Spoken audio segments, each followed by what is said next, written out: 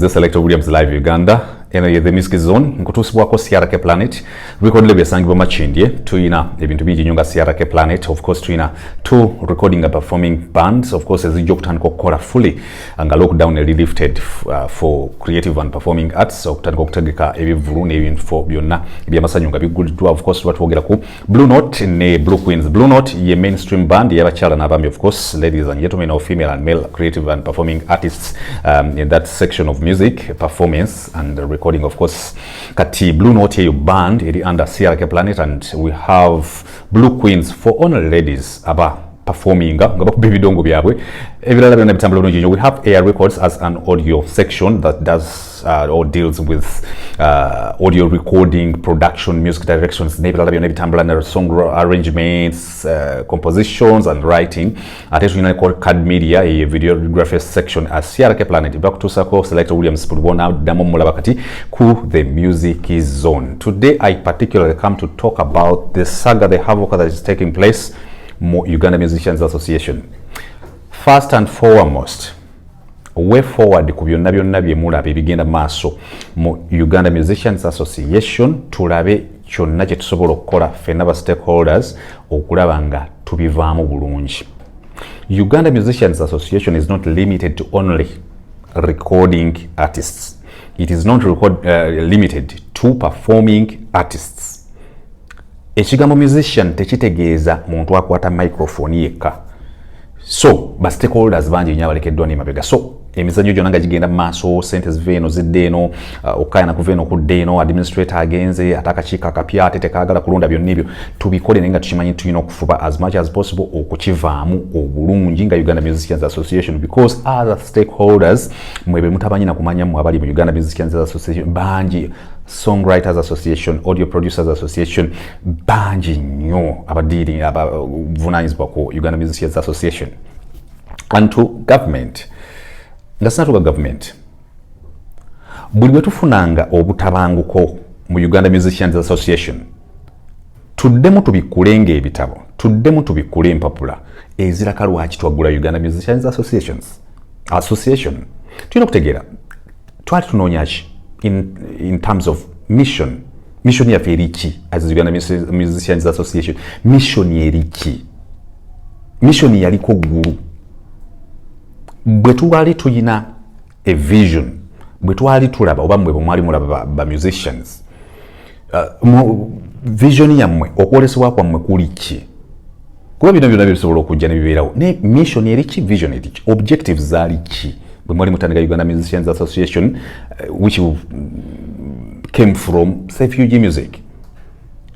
Uganda Musicians Association is where artists who do music, right from production, programming, mastering and engineering, sound, songwriters, composers and arrangers, recording and performing arts, audio producers, bonna, they come to associate to have a common goal, to have a more appealing bargaining power.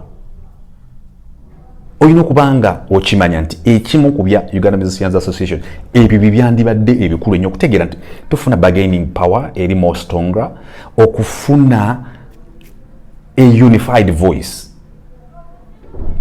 One of the objectives gyesirabangako nga tugifaako nga Uganda Musicians Association is productivity and brand plus value onto the products by brands. Nze byesirabangako nga tubiconsiderinze. Objectives zali ki, goals zili ki, kale vision, mission, objectives ne goals mbivuddeko. What do you stand for in as far as values are concerned? Integrity, excellence, faithfulness. Values zammwe zili ki? Olwali bwe tunagenda mawulire, buli muntu agenda mawulire nakuba gundi, nono nakuba gundi, manya akakiiko. Music in Uganda and world over is beyond an executive number of people. A team of people that form an executive is not where music is limited to. Boluzungu lutuvu balufume mumanyi. Tosa kungamba nti akakiiko. Era tosa kushingamba nti omuntu alina oluyimba ayamudde mu yayo bigula nnyabo mama Fiina yamulalira n'amugambako yeye tumbiza saawundi mbwe kitegeeza a person who will stand for presidency. So nja kusaba nnyo nsibambi ereme kudibya mutere tunyweza Uganda Musicians Association nga tunoonya productivity, adding value onto artists, adding value onto the products that they produce. In other words, you need to carry out thorough analysis and probably in some sections overhauls, to carry out an overhaul of the entire system. Okutereeza ebintu bingi nnyo tutunuulire products n'ebirala naye main objective of many associations in creative and performing arts, their oba our mission, vision, objectives, values are focused onto guru. Tulinganga abajja okukolerera to achieve guru. Era ndoza ennaku ze twetaga abaana baffe tubagambe basomeyo degree nga qualification is to go to guru. Nga bw'osala ekaluma degree yo ng'ogifunye. So my opinion is ngaba artists tubeeko kye working out. Let us write concept papers. I understand people have invested their time, brains and money, finances to do some good work for Uganda Musicians Association. Naye ebyobufuzi bigenda bitulyawo fe just from within. Olwa sente zino. Dear government, I understand that you know that the best way to reorganize this industry or system, ecosystem of the industry of creative and performing arts is not by drawing cash and in the form of handouts to dish out to whoever comes to guru or wherever. Nchimanyi namwe ekyo mukimanyi kiyinza obutasobola kutereeza industry. So ng'oba oliawo muyinza okuba ne good intentions to this industry. Naye abaana bano beekuba. Since day one, when you promised money to the promoters of this nation, Uganda, mubalabe beeyuza. Sirowooza nti President Museveni, sirowooza nti mukulu General Salim Saleh, of course bw'oba General ne basigattako mukulu General Yoweri Kaguta Museveni, General Saleh, sirowooza nti olinda ba promoters bamala okwekuba ebiso. Sente bwe tuba tugenda zibawa tuzibawe. General Saleh gwe gy'otali tomanyi kigambo fayiro kye kitegeeza mu Uganda kati. General Saleh fayiro, ekigambo fayiro nze nange sigirabangako naye mpulira bagamba fayiro. Abaana mubawe sente. Abantu bafudde babeega. Abantu bafudde babeega. Mwaka mulamba. Jeno Kayanja. Abantu tubalabisizza nnyo. I understand you can, on tip of fingertips, you can know the investors from Pakistan, investors from China, and you can locate by tax index numbers, bani abayina business. What will be nnyo nga mubisobodde n'obikola. Naye okugabira obugabizi ba promoters sente mu Uganda kiganye. Should we start issuing and people should start acquiring visas to go to guru? Tugamenti kakati nti Yezu yazuukidde nga bantu basobola okugamba nti kakati bannange tugende tunabeko e Yerusalemi ate okumulaba Yorodani, omugga Yorodani osala kaluma. Nze ntubuuza bisoboka. Bye birese Uganda Musicians Association, bye birese Entertainment Journalists Association ekulemberwa Habike, bye birese National Culture Forum, National Culture Society, everyone fire zigenda kwesaza abantu ebiso. Nsaba omuntu ansalira akantu alira wa General Saleh. Amugambe nti ye kyeyalabako eggulu olumu nga abantu baagala okuweebwa malaka obwo busammambiro abantu bagenda kwetta olwa files ezo kati kiyingirire mu Uganda Musicians Association. Era abantu abo General Saleh olaba babula okwetta nga basalawo ne bagamba ffe tuli ba National Promoters Association ate bano ne bagamba manya ba opponent tebakikola mbu because they want to better this industry. Mwabasuubiza akasente tukabawe kaveewo. Fabala tugendera ebyaffe ebirala naye ekigambo fayiro osanga omuntu nga promoter n'omugaa sibyotanozonalaga fayiro yange eri namba 5 kati abantu balogota na fayiro naye sente ezo ziganye.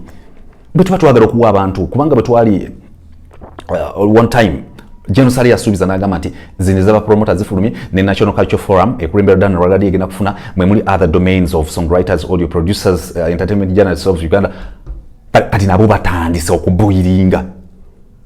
General Saleh bye yolaba ebya Walter okuvayo nagamba nze ngabadde administrator wa Uganda Musicians Association kakati mbavuddemu kuba bagala kulya sente z'abaana ne bali ne bamugamba Walter genda ngoyagala kulya sente z'abaana bana abaana ne bagamba twesudde eggulu tugenda kufa munnange emboko n'ekaaba ebintu ebyo byonna tebizimba industry Geno Saleh Geno Museveni industry eno gye mulaba eya art ye industry of part of the informal sector that has been neglected since day one of Muwawa before we became Uganda. Ngensi bakyagiyita Muwawa. Kati abantu batandika okwetakulira. Industry eno n'etasakirirwa n'etayambibwako. N'etteeka eryasooka 19 gunde bagiyita bill eyaleetebwa 1945 okufuuka act ya 1949 eya Public Entertainment Act. Abazungu bagireeta kutulugunya ba artist kubanga babatya yes we understand mainstream politics they are scared they get threatened whenever they hear about creative and performing arts na ye if we are to revive reorganize and do an overhaul for the entire ecosystem of creative and performing arts tubikole mu mitendere ejanguwakoko mwatusuulamu ensasage ya sente z'aba promoters ne mutusuulamu ensasage ya sente abantu babadde beetakulira nga bali fine. It is too bad that coronavirus disease 2019 came. It is in existence. It is part of us. We just need to learn how to live with it. We just need to keep on with the standard operating procedures, that is face masking, keeping distance, sanitizing, and these days vaccination. Yes. But can we have modalities that can allow performers go back on stage? Can we work out something to see? Can we reinforce and retighten the standard operating procedures on top of the standard operating procedures we have? Can we add others that can allow promoters, performers, producers, audio producers to go back to work?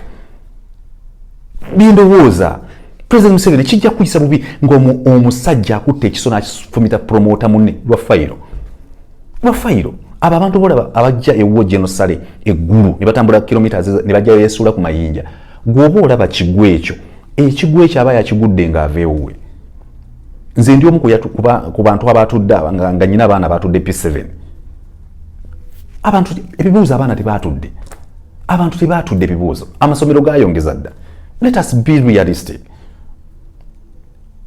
Thank God the government these days is allowing us to be on YouTube, Facebook, etc., where we can record these videos. Because no one, Minister Chiwanda, will not come out to tell you, Geno. There is Minister Nankabiro. Tebaja kujja kwogera bintu bino. Reality on ground mundala sector jendemu ya creative and performing arts abantu bagenda kwetta ekirala tugera kufuka ekirulerwa tusabiriza brands zigudde wansi. So artists led, especially these days, especially those people who are registered or who are affiliated to Uganda Musicians Association, let us have modalities that can keep us together. Let us remain uniform. Let us keep that unified voice. Etuyambo kulobinga for better. The reason as to why I'm recording this video, okugira nkubuli Geno Saleh gutomanyi ababantu abajje ggulu bakulabanga tugenda mazukira ga Yesu Kristo enakwana ziri mu kuggwako. But some people beerabira nti waliyo Yesu oba Yesu oba Isa Masiya bakulabanga Yesu abo bolaba bazeggulu awo era nomalo bagamba nti bane muwanike emikono mu nsinze nzuno nva Yerusalemu nyingi n'ekibuga Yerusalemu ne bagadde endogo yine ensanza mu mpanikira bajja kuwanikira because they see you as a redeemer.